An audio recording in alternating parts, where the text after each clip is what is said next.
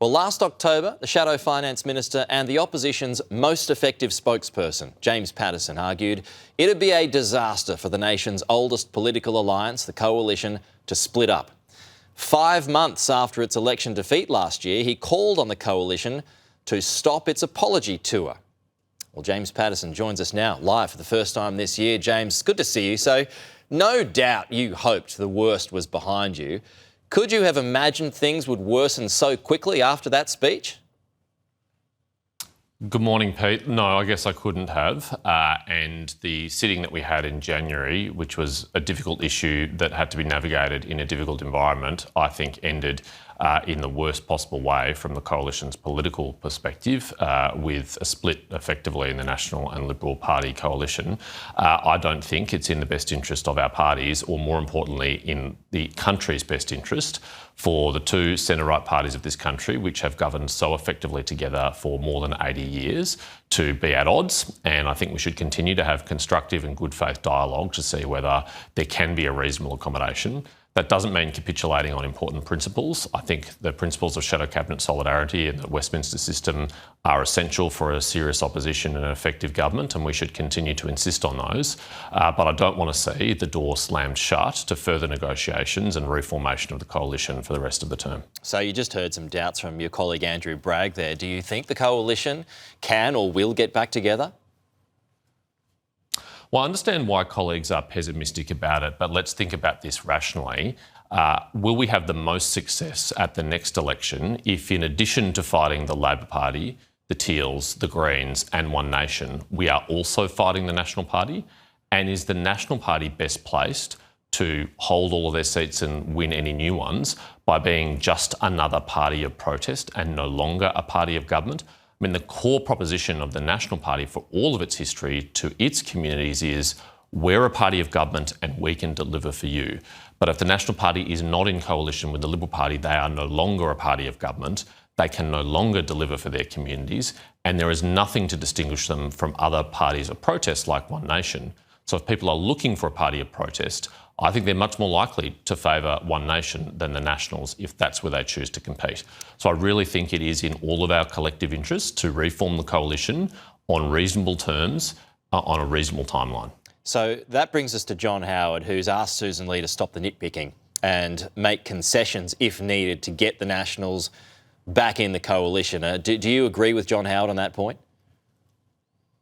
Well, I don't think that was Mr Howard's exact form of language, but John Howard is our greatest living Liberal.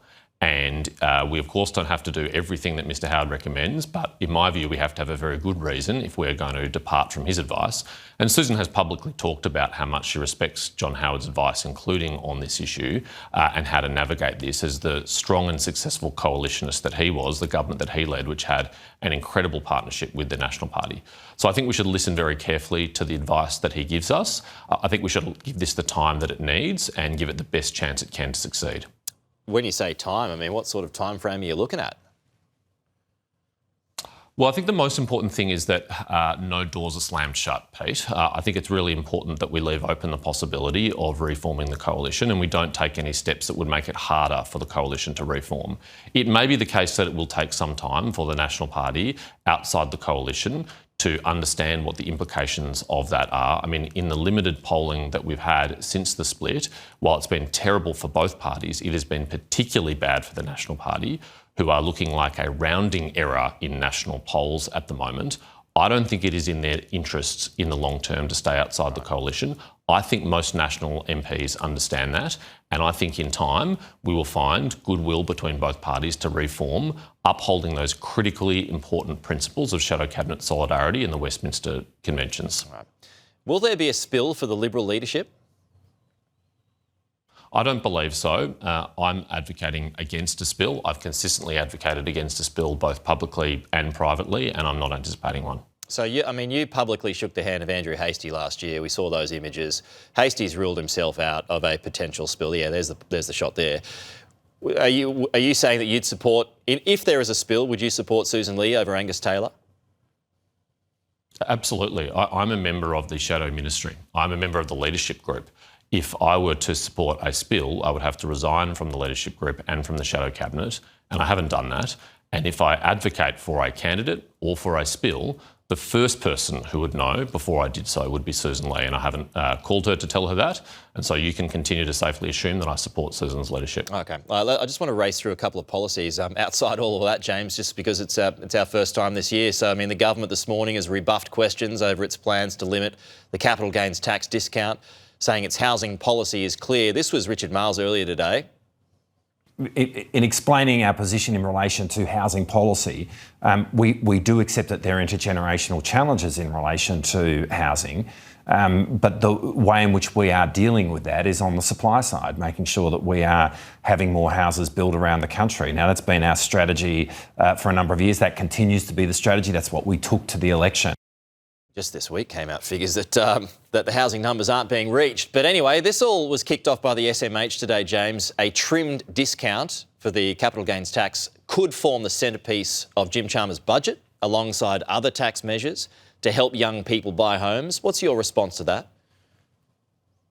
Well, let's be very clear about this, Pete. If the government breaks an election commitment, which they've taken to successive elections, to make no changes to capital gains tax or indeed negative gearing, it will be a very serious breach of faith with the Australian people, and it will be a desperate grab for revenue from a government that can't keep spending under control.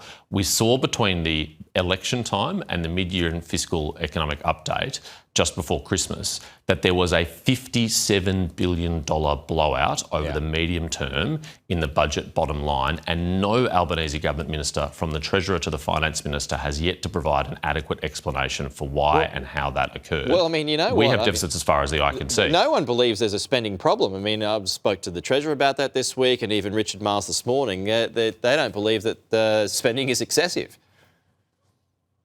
No one in the Albanese government believes there's a spending problem, but there are dozens of respected independent economists who are crying out for some fiscal restraint here in Canberra. It's very clear that when you spend the highest proportion of the economy in 40 years outside of a recession or a pandemic, that is going to put upward pressure on inflation and upward pressure on interest rates. And economists are calling this out.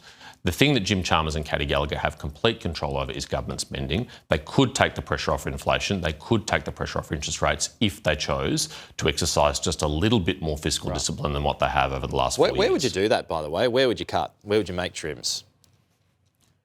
Well, a very good example that we've demonstrated on a big scale is the government's electric vehicle tax incentive, which was supposed to cost $90 million this financial year, but will instead cost $1.35 billion this financial year. So you're talking about a 15 times blowout in the cost of that program. It continues to get worse every day. I wouldn't be surprised if next financial year it's blown out even more.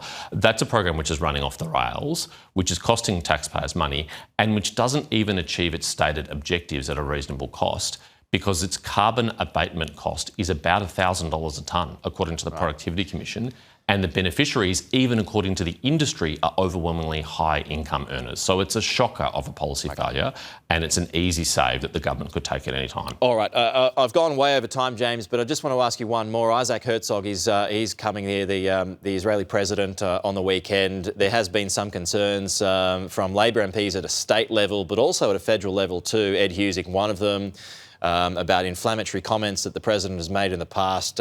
What are your thoughts ahead of the President's visit here and concerns about protests getting out of hand? Well, the Foreign Minister, Penny Wong, has for many years spoken about the importance of a government speaking with one voice when it comes to foreign policy. But it seems that the Albanese government has many voices when it comes to foreign policy, that Ed Husic gets to have his own foreign policy and Penny Wong has a different foreign policy. It wouldn't surprise me at all to learn that Ed Husic's views are widely shared within the Labor caucus, and perhaps we'll learn more about that in the coming weeks. But it seems extraordinary to me, and frankly an act of bad faith and a terrible gesture towards the Australian Jewish community, that we can't even have the President of the Jewish state of Israel come to Australia after Bondi for a memorial for the purposes of providing comfort to the Australian Jewish community without Labor MPs publicly running it down and attacking it. I think that's appalling. OK. James Paterson, thanks for your time. As always, we'll chat to you again next week.